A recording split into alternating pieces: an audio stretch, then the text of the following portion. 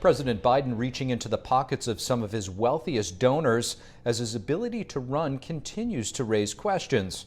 And former President Trump touting a fast approaching GOP victory despite Nikki Haley refusing to drop out.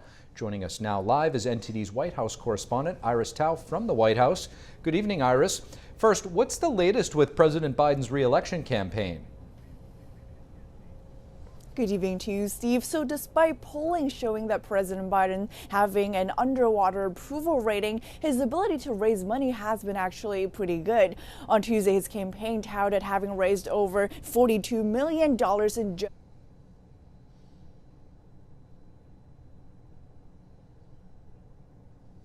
to raise money from some of his wealthiest donors in the wealthiest parts of the country, namely in Hollywood and Silicon Valley. But today, as he was heading out to California, he was again faced with questions about his age and his ability to keep running for president. Watch.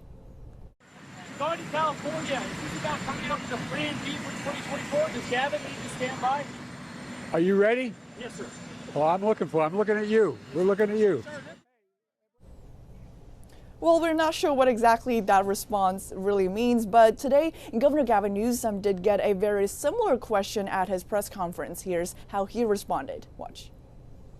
If for whatever reason Biden won't be available for presidency, will you be interested to join the ticket? No, it's President Biden's coming out to California tonight. He'll be in the Bay Area tomorrow, and I hope to be invited to his inaugurals for his second term as President of the United States. Right.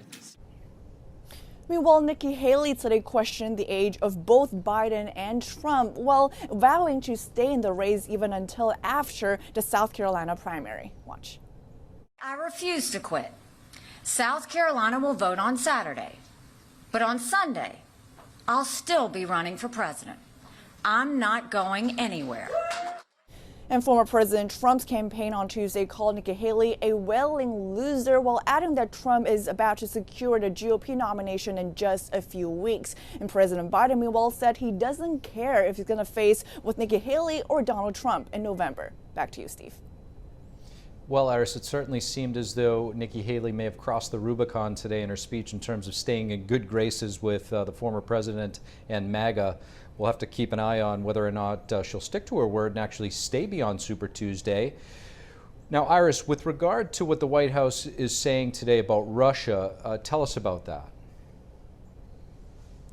Right, so President Biden, before heading off to California, told us that he's about to announce major sanctions on Russia this upcoming Friday. And we know that's over the recent death of Russian opposition leader Alexei Navalny, for which President Biden has blamed Russian President Vladimir Putin. Steve. Iris Tao reporting from the North Lawn of the White House. Thank you, Iris. And as the war continues between Israel and Hamas, Washington today blocking yet another ceasefire resolution before the United Nations Security Council. Instead, the U.S. calling for steps toward hostage release.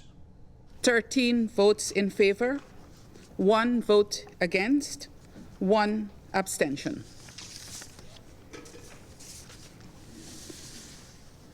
The draft resolution has not been adopted, owing to the negative vote of a permanent member of the Council. The new proposal was spearheaded by Algeria. It demanded an immediate ceasefire in the Gaza Strip. The United States was the only country to vote against the draft, while the UK abstained. A Security Council resolution does require at least 9 votes in favor and no vetoes from any of the 5 permanent members. The United States, the UK, France, Russia, and China are those permanent members. This was the 3rd time the U.S. had vetoed a UN ceasefire proposal. The Biden administration is facing mounting pressure for a ceasefire from members from within its own party. Here's Congresswoman Rashida Tlaib urging voters to vote against President Biden in the Michigan primary. Right now, we feel completely neglected and just unseen by our government. If you want us to be louder, then come here and vote uncommitted. A Supreme Court decision today could shift the paradigm for students across the nation. Academic performance is no longer the main factor in determining who can attend one of the nation's most prestigious public schools, Virginia's Thomas Jefferson High School. NTD's Melina Wisecup has the story. Just months after the Supreme Court overhauled race-based admissions at Harvard University, it's now allowing a race-related policy at Virginia-based Thomas Jefferson High School for Science and Technology, one of the nation's highest-ranked public schools. The High Court declined to rule on a newly enacted holistic admissions policy, which scraps who has the highest test scores and instead favors applicants who are either economically disadvantaged or who are learning English as a second language, a policy that some parents have said discriminates against Asian Americans. This is not only a discrimination against Asian Americans, they endanger our nation's technology leadership in the world by worsening our shortage in STEM education. Since the policy was enacted in 2020, the elite science and tech school dropped in its ranking from number 1 to number 5. The demographics changed too, the Asian population dropping from 73% to 54%, the number of black students increasing from 1 to 7%, and Hispanics rising from 3% to 11%. That tries to adjust for low-income zip codes, low-income neighborhoods, that claims it's racially, facially neutral, but actually is discriminatory. It seems to stray a little bit from the ruling, or at least significantly weaken their ruling in the Students for Fair Admissions case. The performance of the black Hispanic is not as good as other racial groups. They should address that, address the root cause. Two justices predicted ripple effects from leaving the policy in place. In their dissent opinion, Justices Samuel Alito and Clarence Thomas wrote, TJ's model itself has been trumpeted to potential replicators as a blueprint for evading the Supreme Court's affirmative action decision. Reporting from Washington, D.C., Melina Weisskopf, NTD News.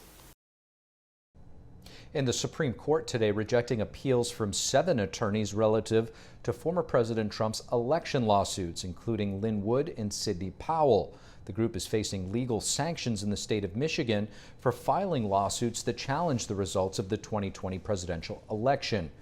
The sanctions were imposed by a U.S. District Court back in 2021.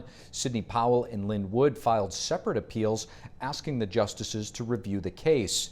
They argued, among other things, that sanctions would make it less likely for lawyers to take unpopular cases to court, but the Supreme Court turned down their request without comment.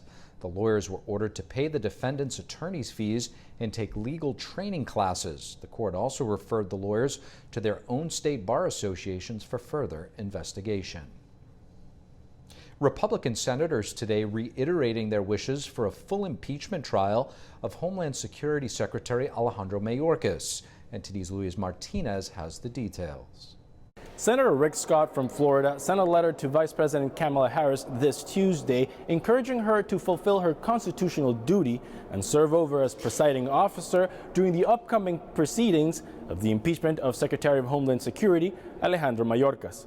In the letter, Scott said Harris should be keenly interested in whether a high-ranking member of her administration is part of the root causes of the border crisis. He noted the vice president was appointed border czar by President Biden in 2021. Senate Majority Leader Chuck Schumer has already announced that the Senate's pro tempore president, Senator Patty Murray, will preside over the trial. In a separate letter, Republican Senators Mike Lee, Ted Cruz, urged Minority Leader Mitch McConnell to join them in ensuring the Senate Democrats allow for a full trial. They warned that Democrats could try to dismiss the impeachment charges, something the Senate has never done before. The Senate returns from a recess on the 26th of February. The Republican-appointed impeachment managers will then deliver the 2 articles of impeachment against Secretary Alejandro Mayorkas. Reporting from the U.S. Senate, Luis Eduardo Martinez, NTD News. Thank you for watching the Capitol Report. If you want to see our full broadcast, check us out at epochtv.com.